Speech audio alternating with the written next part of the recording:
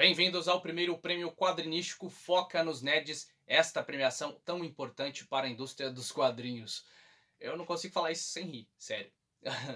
O primeiro de muitos, então só para você ter uma ideia, estou caracterizado aqui, ó, como se fosse sei lá, o motorista de alguém que tá precisando ser pego no aeroporto. Tá, enfim. Eu usaria um terno se eu tivesse um. É, eu sou um jornalista quebrado, mas tudo bem. Acho que a maior parte de nós somos.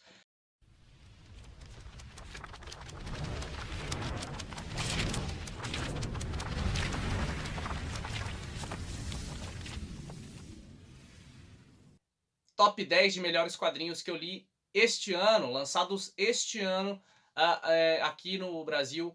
Quadrinhos, olha que uma lista muito... Foi difícil fazer essa lista, foi uma lista que eu tentei ser... Ao mesmo tempo pegar coisas emocionais, ao mesmo tempo coisas que agregassem conhecimento às pessoas. Não que algumas coisas não agreguem, mas algumas coisas, alguns conteúdos agregam mais conhecimento por conter, digamos, fatos históricos ou pelo menos um toque com a realidade, uma brincadeirinha com a realidade. Então eu tentei mediar dessa forma para fazer uma lista de top 10 quadrinhos aqui do Foca nos Nerds.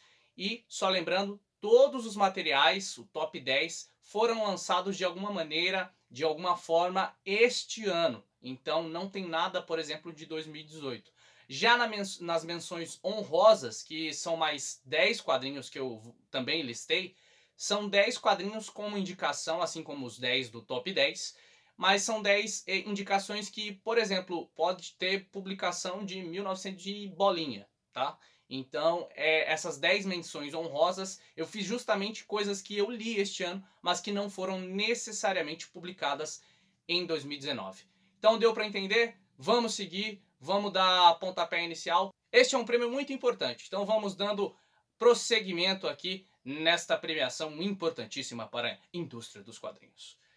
Em 10º lugar, não tem nada escrito aqui, tá? É só performance. Em 10º lugar, este aqui, Black Hammer, A Era da Destruição, parte 1. Um quadrinho muito bacana do Jeff Lemire e do Dean Arston, que saiu aqui no Brasil este ano pela Intrínseca. Acho que tá certo. Intrínseca. Eu sempre me confundo com o nome da editora. Então, esse é um quadrinho sensacional do Jeff Lemire. Esse já é o 3º volume lançado aqui no país. O ano que vem, logo no primeiro semestre de 2020, já vai ser lançado o 4º volume. Basicamente, olha, é uma referência maravilhosa a todos os heróis de todas as eras importantes, heróis que formularam os quadrinhos de super-heróis. Então aqui o Jeff Lemire ele brinca muito. Ele faz uma coisa que, tipo, ele pega muitas e muitas referências e cria os seus próprios personagens. E esse é um quadrinho que, além de ser uma referência, que traz muitas referências, ele é um quadrinho que reverencia os quadrinhos de super-heróis. Então, por isso, Black Hammer, A Era da Destruição, parte 1, está em 10º lugar. Em 9º lugar, temos um quadrinho também de super-herói, Immortal Hulk. Olha, esse quadrinho realmente é tudo isso que falaram, indicado ao Eisner. Eu não me lembro agora se ele realmente ganhou, depois eu deixo a informação em algum local aqui.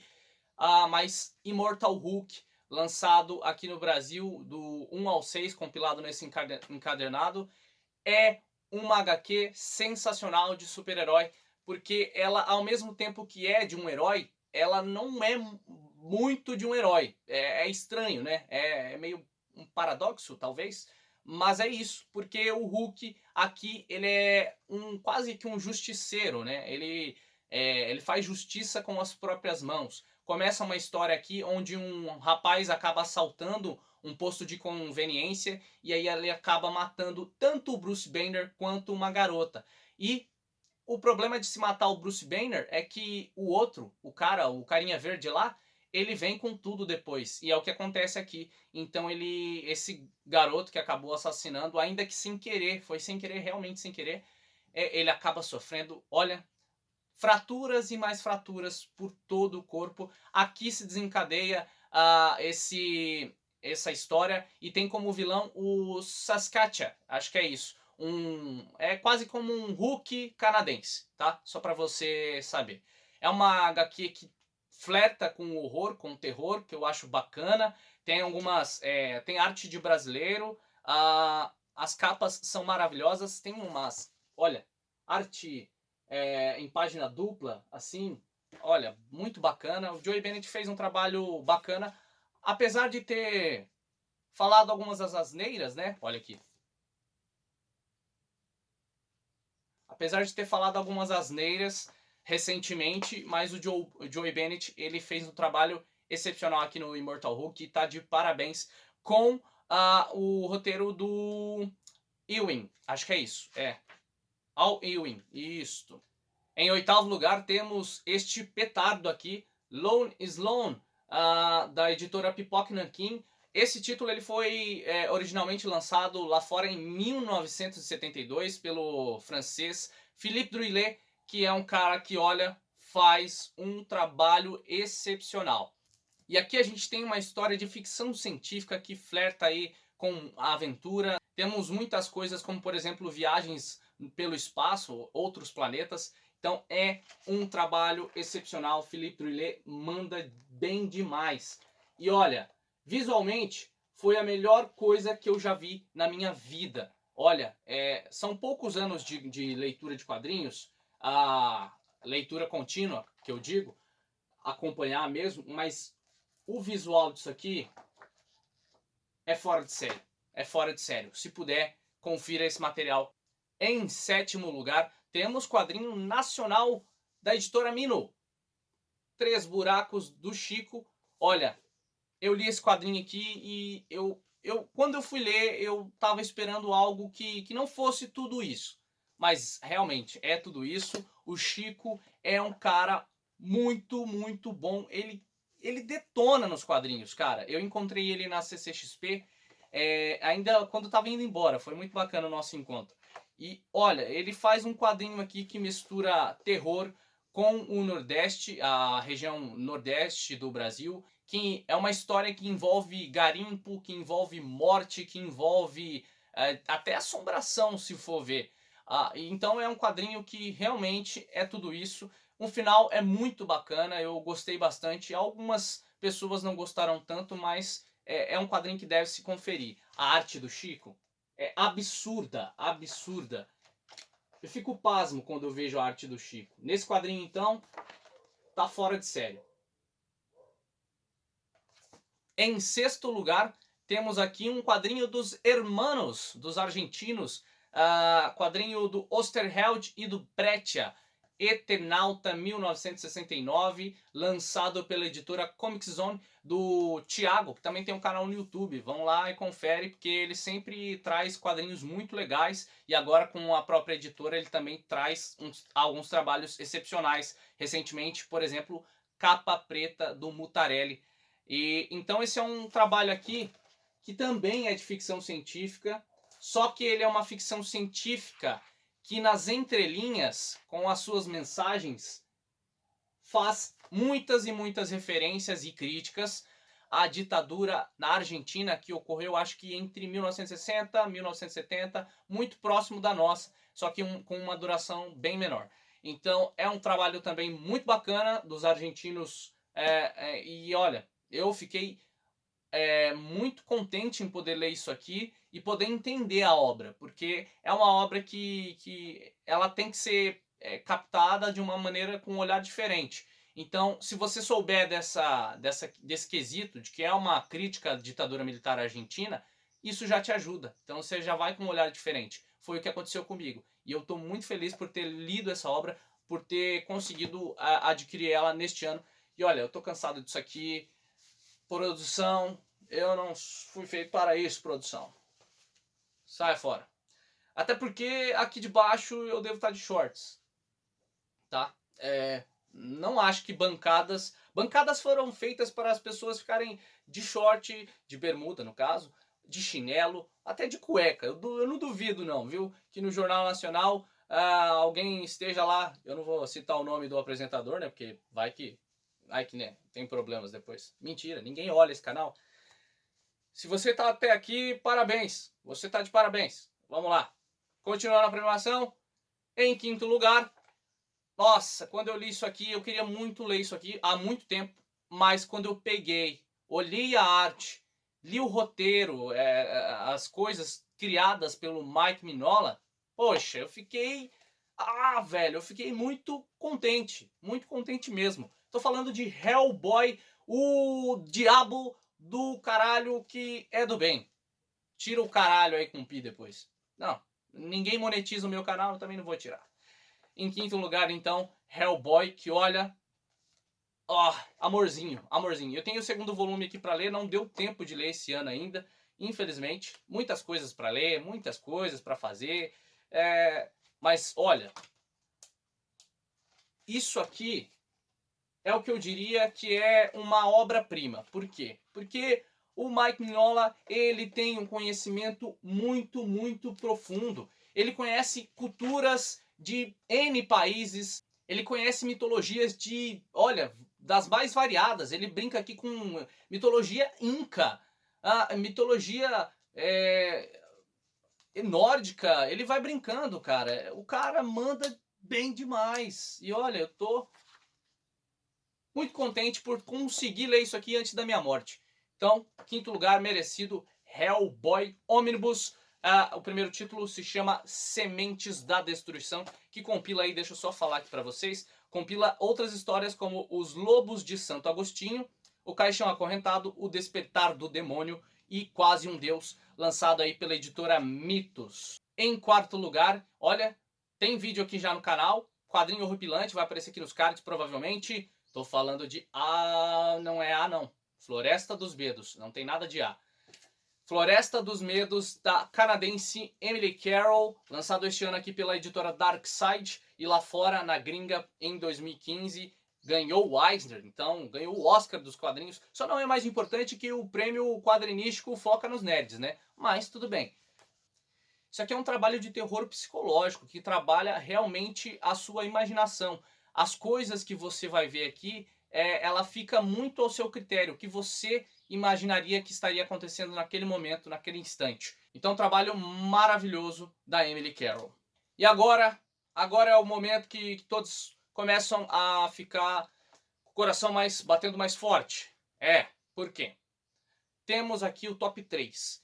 E esse top 3 ele foi muito difícil. Eu vou tentar me prolongar um pouquinho mais nesse top 3. Porque, olha, são 3 quadrinhos que os 3 me tocaram de alguma forma. 2 deles me fizeram chorar. E um me fez relembrar histórias que eu conheço aí desde o início da adolescência até talvez na infância já. Porque eu sempre fui esse nerd louco. Então, olha, 3 trabalhos excepcionais. Vamos começando pelo terceiro lugar, merecidamente. Poderia até estar em segundo ou primeiro, mas eu decidi colocá-lo em terceiro. Senhor Milagre, volume 2, para conferir certinho, né? Volume 2, lançado este ano pela editora Panini Comics aqui no Brasil, mas que saiu lá fora. É porque assim, são 12 volumes, ela sai em mensal, né? Saía em mensal lá fora. Aqui ela sai em 2 encadernados. E aqui temos a conclusão de uma história que, meus amigos, aborda a depressão de uma maneira que é realmente uma pessoa que tem sentimentos ruins, que tem uma sensação ruim consigo, ela consegue se enxergar aqui nesse quadrinho. Poxa, Tom King tá de parabéns. Tom King, ele é um cara que faz trabalhos incríveis. Tudo que eu li dele até agora são trabalhos incríveis. Tanto o Visão, quanto o Senhor Milagre, quanto também Heróis em Crise, que está saindo agora em mensal, estou gostando bastante. São trabalhos incríveis, incríveis mesmo. E olha, a arte do Mitch Gerads casa muito bem com o quadrinho. E essa questão de 9 quadros é o mais bacana, porque é como se o personagem principal, que é esse carinha aqui, aqui, Scott Free, ou Senhor Milagre, estivesse vivendo em uma prisão, porque é ele que sofre com a depressão, com crises Na primeira edição tem uma cena muito forte e isso o quadrinho já te pega logo na primeira edição, que é uma cena onde que o Scott ele tá automutilando e tentando suicídio. E ele é um escapista aqui na Terra, então ele é a profissão dele, mas o grande problema é conseguir escapar da morte. E é isso que ele está tentando, sabe? Escapar da vida, escapar da morte. É um pouco complexo, mas leia. Leia porque é um trabalho excepcional do Tom King e do Mitch Gerads. É o trabalho que quando eu concluí eu me debulhei em lágrimas porque todos nós em algum momento de nossas vidas passamos por grandes dificuldades. Então esse quadrinho aborda um tema importante na nossa sociedade, que tem sido a depressão, que tem matado muitas pessoas, que tem acabado com a vida de muitas pessoas. Então a discussão disso em quadrinhos é fora do sério, é fora do sério. Pessoas que deveriam estar discutindo não estão discutindo, mas aí vem um cara, um roteirista, pega isso, coloca tudo no papel e mostra, olha, eu tô querendo mostrar para vocês que esse não é o caminho, porque a história no final mostra que a vida é muito mais bacana. Aí depende de pontos de vista, claro, mas aqui o Tom King mostra que tem uma pegada aí que vale a pena lutar. Vale a pena lutar. Olha isso. Olha isso. Vale a pena lutar porque a gente nem sempre vive de tempestade, né? Depois da tempestade vem a calmaria. Já diria algum ditado, eu acho. Tá? Oh, eu odeio isso. Sério. Odeio mesmo. Ai. Em segundo lugar, temos esta coisa. Ai, velho, isso é amor demais. É muito amor, porque as Crônicas de Excalibur, ou mais precisamente, Crônicas de Excalibur, lançado pela editora Mythos, o selo Gold Edition, que é um selo aí de luxo pra caramba. Só baixa o preço aí, viu, galera? É muito caro. E aqui é recontado a história do Arthur. Só que aqui a gente começa com uma pegada, uma abordagem lá do início mesmo, com o pai do Arthur, que é o Uther Pendragon.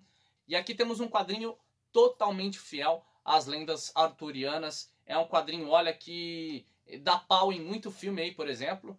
E só é superado pra mim. Só uma coisa é melhor do que isso aqui recontando as lendas arturianas, que é os 3 livros, a trilogia do Bernard Cornwell, que é a trilogia do Arthur, que remete aí às lendas arturianas, que é a melhor coisa que eu já li referente ao personagem, à lenda, né? Talvez não há fatos que comprovem, se eu não me engano, que Arthur realmente existiu, não o Arthur como nós conhecemos, mas enfim. Então aqui nós temos Cernunnos, temos o Merlin, temos o Uther, temos a Morgana, é um quadrinho, e temos o Arthur. O Arthur, ele é um bebezinho no final. No final, ele acaba nascendo e vai ter o segundo volume. Tô aguardando ansiosamente, porque é um quadrinho fora do sério. Sério mesmo. E a arte é do Brion. E o roteiro é do Eastin. São nomes complicados os primeiros, então eu vou deixar só para vocês, só o sobrenome deles. Mas olha, a arte disso aqui é um desbunde. Eu nunca usei essa palavra na minha vida, mas eu acho que ela se encaixou aqui. Eu acho. Agora eu tenho em minhas mãos, olha aqui, totalmente lacrado. Ninguém viu isso aqui. O quadrinho que me deixou ao mesmo tempo para baixo e me mostrou que a vida tem que ser celebrada. 2019 para mim foi o pior ano da minha vida, o ano em que praticamente talvez eu não estivesse mais aqui. Foi um ano muito, muito difícil, mas caramba, esse quadrinho ele me mostrou uma coisa que eu não tinha percebido até então.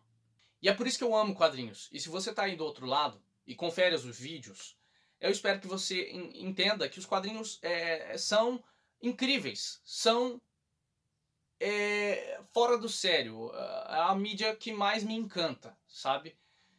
E ler esse quadrinho foi muito complicado, porque ele mostra uma figura muito solitária. Eu já dei spoiler do título, mas tá. Ele mostra uma figura muito solitária. Um personagem que não tem ninguém a não ser a si mesmo. E ele é tido como uma criatura horrenda, sabe? Então ler esse quadrinho foi um choque de realidade. Me mostrou que a gente, por mais diferente que seja dos outros, sabe? Por mais que as pessoas nos olhem com uma visão diferente, até uma visão de quem nós não somos, a gente tem que, a gente tem que ser o que a gente é. E tem que ter orgulho do que a gente é. E esse quadrinho me fez ter orgulho de mim mesmo. E eu tô falando... Primeiro tem que abrir, né? Tá. É toda encenação isso aqui, tá?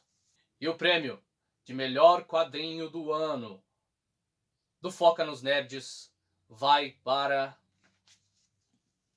Solitário, Chaboté. Amigos e amigas, este quadrinho é uma obra de arte. Ele não é um quadrinho, tá? Apesar de nona arte, tá?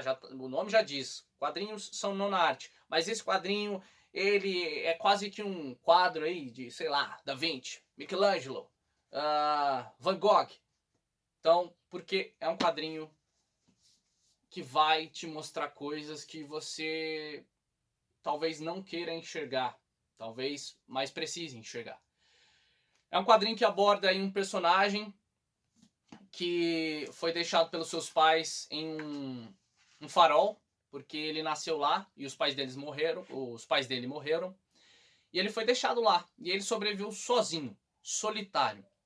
E ele teve que aprender tudo na vida dele, com os objetos à volta dele, que cada objeto significava. A companhia dele, para vocês terem uma ideia, era um dicionário. Era assim que ele descobria o que se tratava, o que era cada coisa. E muito se fazia por meio da imaginação. Ele é um quadrinho que as primeiras 20 páginas, por exemplo, são só imagens, só ilustrações. Depois começam-se as falas e tudo mais. Ele vai descobrindo nações, objetos, tudo por meio do dicionário, tudo por meio da imaginação. E aí o quadrinho, ele flerta com a tristeza interior que cada um de nós possuímos, a tristeza em estar solitário. O quadrinho é um personagem que está sozinho no mundo. No quadrinho, nós temos 3 personagens. O personagem principal, que é este ser aqui, que, digamos, na nossa sociedade seria considerado uma abominação pelo seu perfil estético. E outros 2 personagens que são tão importantes quanto o personagem principal, mas eu colocaria eles como personagens secundários. São personagens que um deles foi contratado pelos pais eu não sei nem se ele tem nome. Li isso no começo do ano, viu? Então eu acho que ele nem tem nome. Então esse homem, ele foi contratado pelos pais do solitário, vamos colocá-lo assim, para entregar mantimentos básicos para ele semanalmente. E aí ele não tem contato com esses homens, porque ele tem um medo, um receio. A vida dele é num farol, realmente num farol, e com uma vista que é só água, sabe? Então o personagem principal, ele vai descobrindo tudo isso por meio da imaginação, por meio da sua percepção de mundo, claro, com o auxílio daquele dicionário que eu já havia citado. Então, olha, é um quadrinho que aborda também, digamos, depressão. É um quadrinho que mostra uma pessoa que sofre por ser sozinha, sabe? Ele não queria ter aquele caminho, ser sozinho, mas ele é. E ele tem que enfrentar isso sozinho, ele tem que, claro, né, enfrentar isso sozinho. Mas ele tem que enfrentar isso tentando lidar com tudo isso da melhor maneira possível. E o final é o que me fez chorar. Porque o Chaboté, ele é muito malandro. Ele te leva para um caminho, mas que não é aquele o destino final. Ele te leva por um caminho e você acha que ali é o fim, mas não é o fim. Tem um novo começo, sempre tem um novo começo. E aí esse novo começo é muito bonito, é belo, é um quadrinho que... Ah, velho, foi um dos melhores que eu já li na minha vida, sério. Chaboté é um cara excepcional, é um cara que eu rasgo elogios pra ele. Virei fã de uma obra só, porque ele tem mais outras duas aqui, Moby Dick e Um Pedaço de Madeira e Aço, que também foi lançado aqui no Brasil pela editora Pipoca Nanquim, por exemplo, aqui, ó, Pedaço de Madeira e Aço, que é só imagens, mas solitário, pra mim, até agora, é uma obra que eu rasgo elogios aonde eu vou, eu tenho que falar dessa obra. Então, primeiríssimo lugar aqui do Foca nos Nerds.